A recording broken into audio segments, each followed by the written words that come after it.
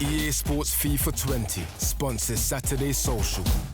This week has been all about the race for the top four, or the top five, if Man City's ban is indeed upheld. And it is an open race. Prince here on Twitter kicking off the conversation. He said, Son and Kane are out for Spurs, Kante potentially out for Chelsea, Rashford's out for United, Wolves, Sheffield United, Arsenal and Everton all have a shot at that fifth place Champions League spot, and maybe even fourth, to be totally honest. So we want to get each of our guests' thoughts on the team. We can see the table here now. It's 12 games of the season left, and as you can see, it is very, very close in that fourth spot. Chelsea on 41 points, all the way down to sort of Wolves and Everton on 36, maybe even Arsenal on 34. I mean, Newcastle are on 31. I know. Is there a chance Newcastle could get Champions League football? Can we see it, Will? If you're bringing up Arsenal, you've got to bring up Burnley too. They're on the same They points. are? I don't think Arsenal have got a chance. Not a chance for you, To be honest, Arsenal. I don't think...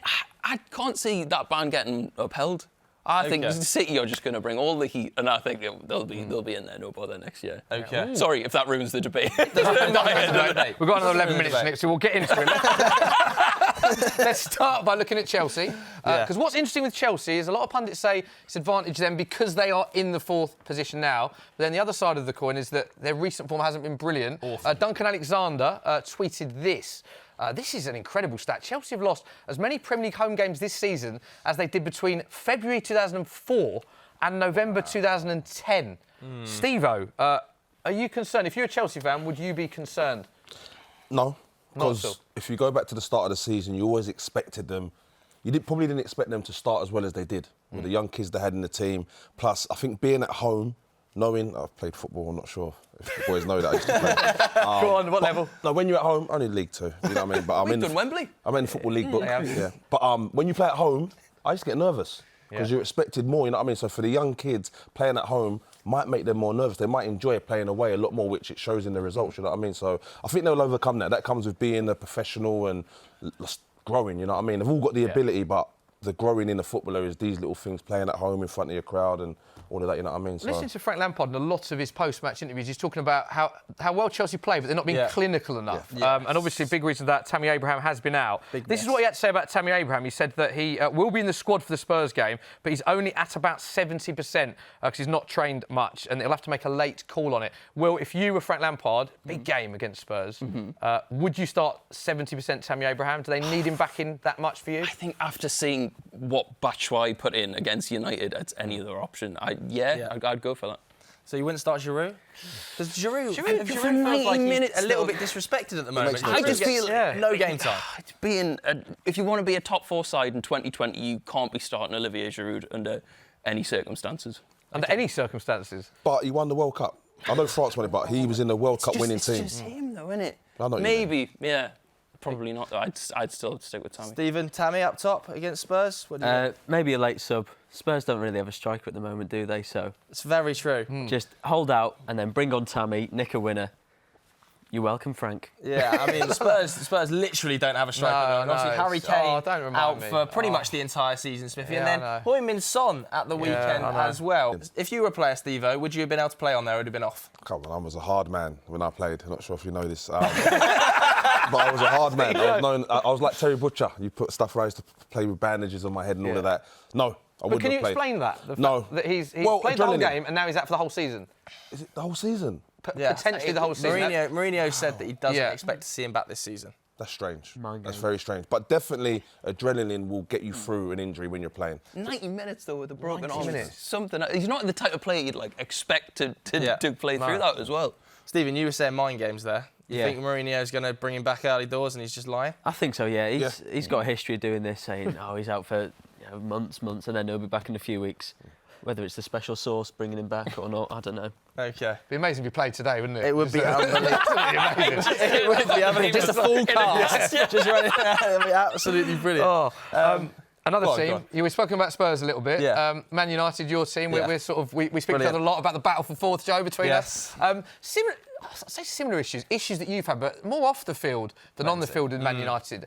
The big story with Man United this week was Mino Raiola. I don't know if you saw this, guys, but so a bit of context is this was at 7:43. Man United kicked off at 8 o'clock. Monday night football against Chelsea.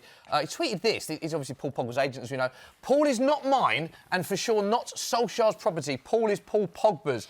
I do not want to suggest that Paul is his prisoner. It's a long statement, but picking the bones out of it, just saying that he's not happy with some of Solskjaer's quotes, and at the end saying, I think Solskjaer may be frustrated for different reasons and is now mixing up some issues. I think that Solskjaer has other things to worry about. He then says, at least I would if I was him.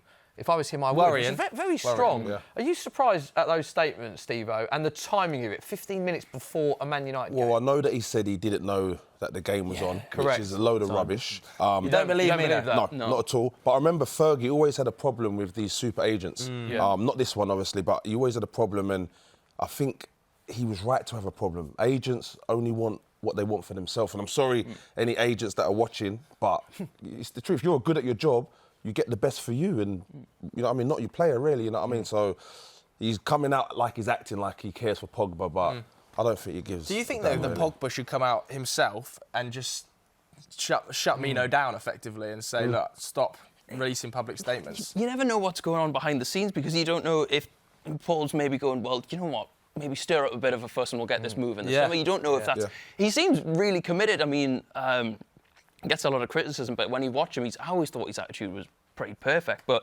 behind the scenes, you never know if he's going, come on, then let's just start kindling the fire now. Yeah, obviously, I agree. I think his attitude's been pretty exemplary on the pitch. It's just getting him on the pitch at the moment. He's played barely any minutes. So if you were Ole Gunnar Solskjaer towards the back end of the season, would you bring Paul back into the team to try and get that top 4 spot? Or would you say, you know what, Paul, with Mino's comments, we just can't bring you into the team at the moment? I think you've got to make the most of him. He's probably going in the summer anyway. You've got a chance to get top 4. If they get through March, United probably could get top 4. And someone like Paul Pogba, he's world class on his day. He can make the difference in any game. The interesting thing as well is it didn't end there because after that game, Patrick Davison, Sky's Patrick Davison, asked Ollie about those quotes from Mino Raiola. Here's what he had to say.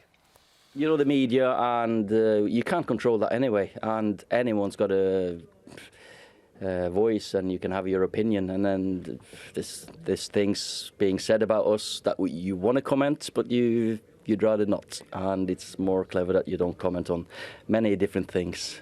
So for me, I don't. Speak to Pogba though and just say, can we nip this in the bud? No. That's it's not my my area. Paul and Mino do have their conversations. They want you to stop now, but it's fine. Steve, you're very animated watching that. What's he talking about? Honestly, Ollie, I like him. He scored a lot of decent goals as a sub, and he smiles and he's happy. But he talks rubbish, man. I hope you don't see this. I don't want him to see it. So you're not having those comments? No, what's wrong with having those? What specifically didn't you like in there? I just didn't like that he never talks just straight to the point. Just talk to the point. Politician answer. Yeah, all the time. You know what I mean? It's worth pointing out as well, actually, it didn't end there because then Mino Raiola went on Sky Sports News after that, playing down the quotes and sort of saying that there isn't a big problem. So let's move the conversation on to Pogba. We touched on it earlier. 7 games for United this season, a total of 521 minutes. He has been injured for last periods, of course. No goals and 2 assists. If you were Man United, if you're in Man United's position, Will, do you keep hold of him because he's world class, or do you think with so much going on, are we better off to sell him? What would you do? I don't think he's the problem. I think United in this period, keeping Solskjaer for this long, are kind of... I feel like they're almost wasting Paul Pogba's time. Like, you've had him for 3 years. It's not really Kane much. It was a huge amount of money.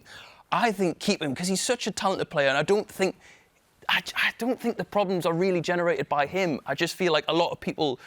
He's kind of a scapegoat. I think there's a lot wrong at United, and I wouldn't really point the finger at him, but I think a lot of people do.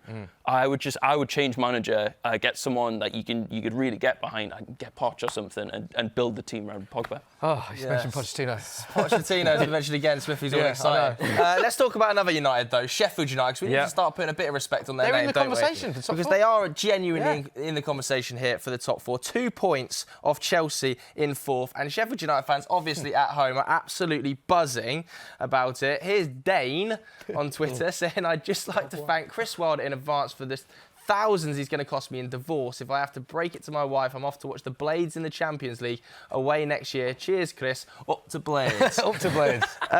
They couldn't do it, could they? Do you think we could actually see Sheffield United in the Champions League next season? Steve-O, you're nodding. Well, if they continue to have the defensive displays that they're having, especially with all the other teams having the bad defensive displays that they're having, then they can definitely do it. But I think every couple of years we get a team that's like, whoa, what are they doing there? Whether it's finishing in Europe or Champions League. And I think this year Sheffield could be that team. OK, let's get everyone's predictions then. And, of course, other teams in the running, where you can mention Arsenal, Everton, Wolves. Will, you can shut Newcastle in if you want. Oh, yeah, you need to get your prediction for who you think will finish 4th.